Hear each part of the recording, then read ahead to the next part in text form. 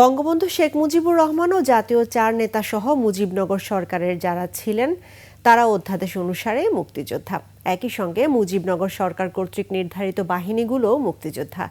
একুশে টেলিভিশনকে টেলিফোনে এই তথ্য জানিয়েছেন মুক্তিযুদ্ধ বিষয়ক উপদেষ্টা ফারুক আজম। তবে অধ্যাদেশ অনুযায়ী মুজিবনগর সরকারের কর্মকর্তা কর্মচারীরা সহযোগী মুক্তিযোদ্ধা বলে উল্লেখ করেছেন উপদেষ্টা।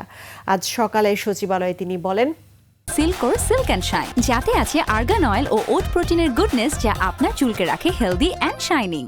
শেখ মুজিব ও জাতীয় চার নেতার মুক্তিযোদ্ধার স্বীকৃতি বাতিলের খবর সঠিক নয়। তাদের মুক্তিযোদ্ধার তালিকা থেকে বাদ দেওয়া হয়নি। মুজিবনগর সরকারে যারা ছিলেন সবাই মুক্তিযোদ্ধা হিসেবে বিবেচিত হবেন।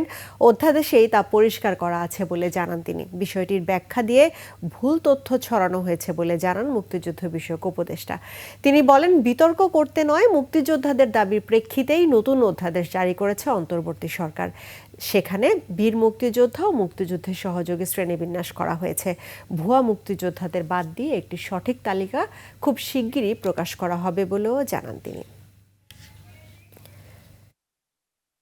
যারা সশস্ত্রভাবে রণাঙ্গনে যুদ্ধ করেছে এবং এই যুদ্ধ যারা পরিচালনা করেছে সেখানে এরা মুক্তিযোদ্ধা। বিদেশে এবং দেশের অভ্যন্তরে যারা সহযোগিতা করেছেন, কাজ করেছেন, যারা সশস্ত্র ছিলেন না কিন্তু কাজে যুক্ত ছিলেন, তারা সহযোগী মুক্তিযোদ্ধা হিসেবে ডেজিগনেট হবেন।